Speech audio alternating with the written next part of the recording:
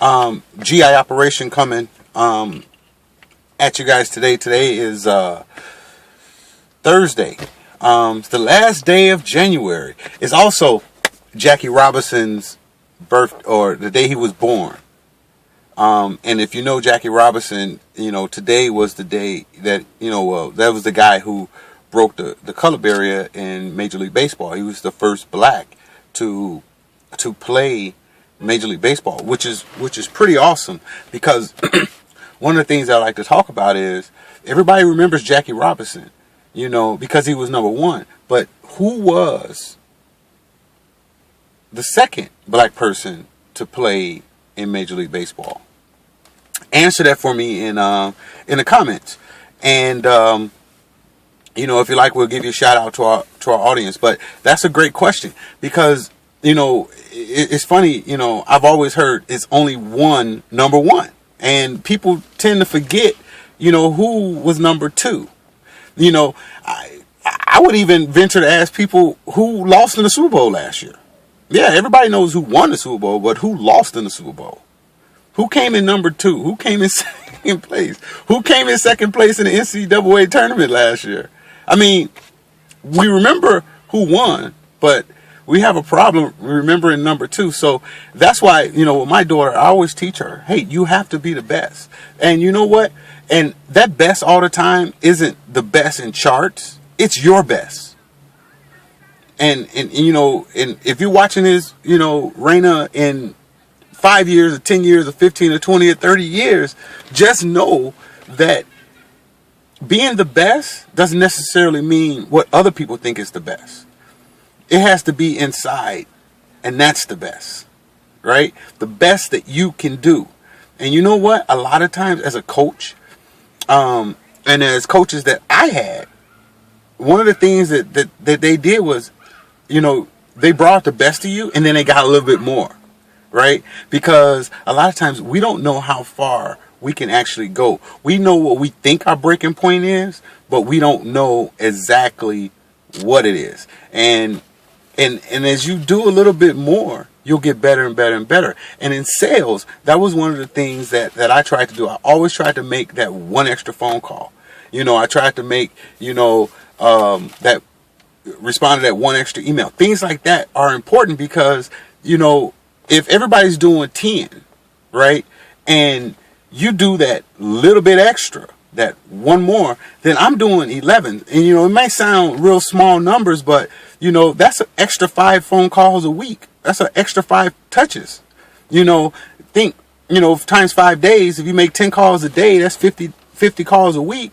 But if I make 11 a day, then, that's 55. And God forbid I don't make 11 on Monday, 12 on Tuesday, because I'm doing a little bit more. I made 11 the day before, so now I make 12. 13 on Wednesday, 14 on Thursday, and, and 15 on Friday. Think about that. So that's 5, 4, that's 9, plus, 3, that's 12, plus 2, that's 14 and 1. So that's 15 extra phone calls. 15 extra contacts. That's huge in business. And people wonder, how do you always stay at the top? How do you get to the top? That is, do a little bit more. And competition is good. You need that. So then I would find anything. And even to this day, I find something to just make me go. Because when you're in business, a lot of times you're the leader. You're the business owner, and sometimes you need that extra motivation. So and I always equate this and go back to Roger Bannister, right? Roger Bannister, that was the guy who broke the 4-minute mile. All those years before him, nobody ever ran a mile in less than 4 minutes, right? And he did that. And you know what he said? He said, I never would have broke the 4-minute mile if I didn't have the guy running next to me trying to beat me, pushing me to another level. Same thing as a coach. Same thing I said before. So, baby, if you're watching this, just know that little bit, because you'll end up winning. And that's what I've always told you. I didn't tell you that, growing up, that you got, you understood or you did this because you were smart and intelligent. I already knew that.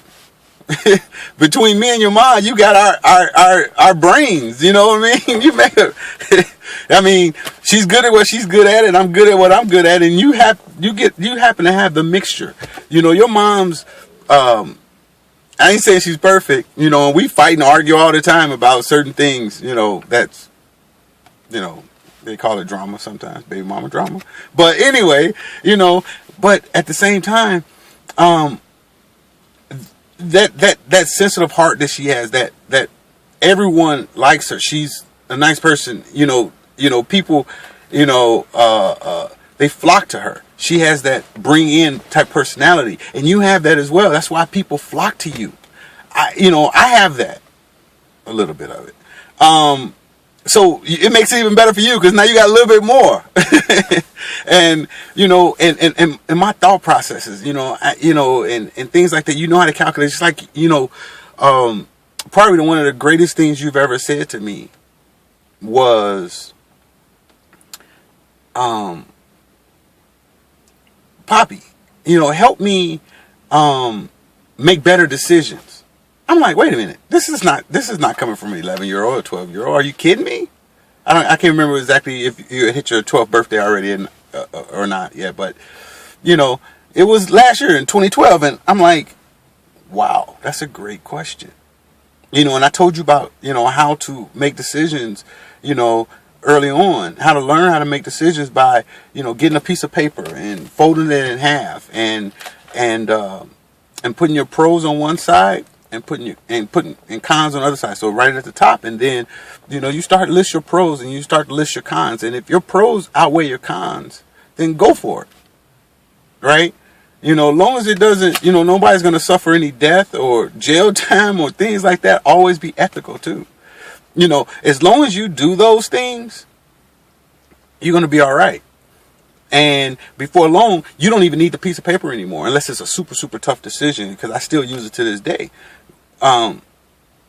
You could do it instantly in your brain. And that's fine.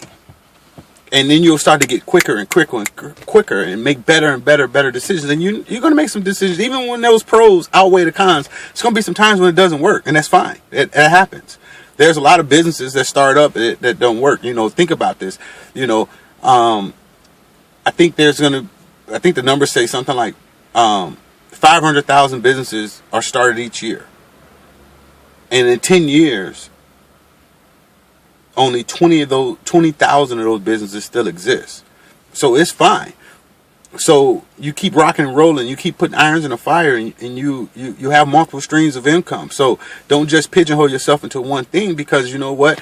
Every day is differently. It may be seasons, it may be quarters. So, think about a lawn care business, for instance. You're in the Midwest, so you got basically 4 seasons. You're going to have some rain and some snow. You got spring, winter, summer, fall.